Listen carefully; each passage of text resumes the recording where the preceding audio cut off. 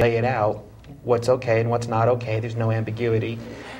Managers and HR reps and account executives don't have to start getting nervous and worried. It's very clear in their human resources policies that what's okay and what's not.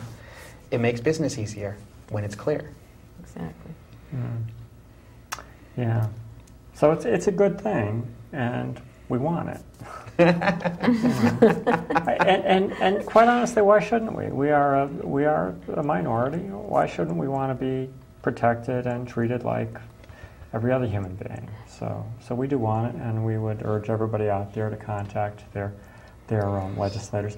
And it's interesting to know, obviously, anti-discrimination legislation is intended to protect the minority from the majority. But in this case, I think it's pretty clear that the majority out there actually supports this. Yes. Right. Yep. And it's like, so what's the problem? Anyway. Now that's solved. The phrase vocal minority comes to mind. Yes. A motivated minority. Yeah. Of course, we have some opponents in this. The religious right, the Family Institute of Connecticut, as moronic as they are. There we go. And how do you really feel about it? Yeah, well, I mean, come on. They are. They are a bunch of idiots. They really are. It doesn't reflect well on them when they start making baseless and facetious arguments that prey on people's fears instead of relating to the actual medical facts. They are. It's fear mongering and hyperbole. It really is. And I would invite. And I think I've done this before. I've invited, if anybody from the FIC wants to come on our show and debate us, come on down. Open next Wednesday. Open next Wednesday. We're open, that's right. Come get your viewpoint heard. And by the way, as far as the schedule goes, there was one other thing I wanted to mention. Senator Maynard, who can't be on our show next week, is actually scheduled to be on Father Russ's show the following week, on the 22nd. Mm-hmm. So he will be on, assuming that he's not also in session on that day, which is a possibility. It's a possibility. But he will probably be on Father Russ's show on the 22nd. And we should say then, too, that on the 29th. On the 29th, Father is taking our show. He's taking our time slot. Because we have, that is Manchester High School. So we will not be here, and so Father is taking over our show. He's going to do a 2-hour show that evening. Good luck. On Boston history and such, I think. So that's kind of what's going on there. So you're doing a panel at Manchester? Yeah, Manchester High. Wonderful. Yeah. That's going to be fun. Slightly younger group, but it should be very good. And it's at night, right? 6:30ish, 7 o'clock or something? Yeah. Yes. So you've also got motivated people that are coming back to the school. Is that one open to the public, do we know? Yes, it is. It is, okay. Great. So if anybody wanted to So for come. anyone who's not in southeastern or northeastern Connecticut, if you're more in the Connecticut River Valley area, Manchester. Spend the evening shopping, go out to get something to eat, and then pop over to the high school. Yeah. Yeah, come see us.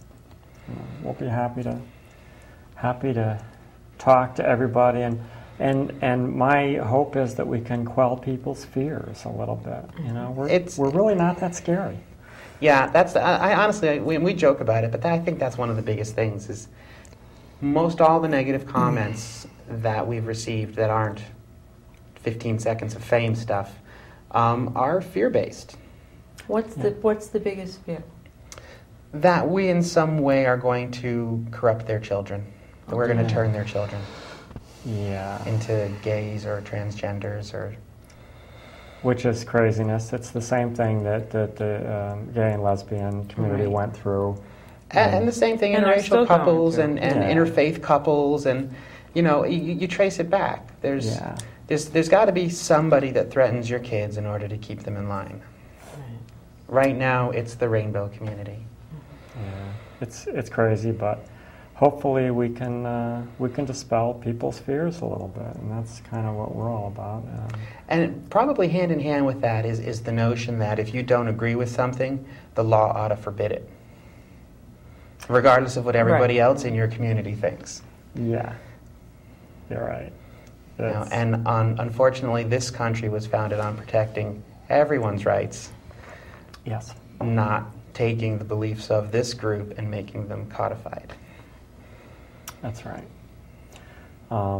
Also, we have a bunch of stuff going on, and I've got a bunch of stuff on my computer that I would love to talk about. We should talk about this before we run out of But time. we don't have a lot of time, so we're gonna talk about a bunch of stuff next week. But this one, which I also my printer is messed up, but I do also have this on the computer.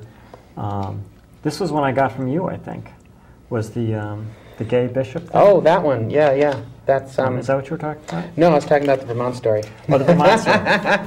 We'll talk about the gay bishop next week. But this was the Vermont, the gay marriage in Vermont. And, was that 1 minute? 2 minutes. 2 minutes. But that was this one's actually Vermont approves gay marriage. Yeah. So that gives us Vermont, Connecticut, Yeah, Massachusetts. As far as gay marriage, that's it. California. Yeah. Lost it. Oh, in New England, Iowa. In New England. Yeah. The, I've got a whole list of these here, but I really don't have time to go through it. And actually, the other thing I saw was just before coming to the studio, is that there's a final vote next month. It looks like it's going to pass without much fanfare. So maybe I shouldn't say anything, but Washington D.C. is going to acknowledge gay marriage from around the country. Very cool. So if you have been married out of state, they will recognize your marriage in D.C. regardless of your genders. Very cool. Which is wonderful. They've historically recognized civil unions from out of state, granted civil union in D.C. if you had a civil union, if you had a gay marriage even out of state, and that's going to get amended now. So that if you're married out of state, you're married in D.C. We're moving That's forward. There's no wonderful. doubt about Yeah. it. We are moving And forward. as the mom of a gay son, Yeah. every time I hear one of these stories. Well, and what we'll get into more next time is this bishop. I think he's from New Hampshire or Vermont. Yes. And he makes. There have been a few people actually that have made the point that there's two different marriages that people are talking about, and it confuses folks. Yeah. You've got the sacrament within the church, and you've got the civil ceremony and the licensing. We don't want to touch the sacrament. That's the religious thing. We're looking for the legal equality. Right. Exactly. Right. One other thing, quickly, the New London People's Forum has asked us to speak, and we're just about out of time. But we're going to do that sometime in May, April or May, and Probably May 20th. and we'll talk more about that next week. And I want to thank Nan Hirst very much for coming, and we would like to have you back again in the future if you're willing. Absolutely. And thank you, and thank you for allowing us to do the panel and for coming to talk to us. It was And wonderful. Thank you all. Wave bye-bye. And we will see you all next week on Wednesday.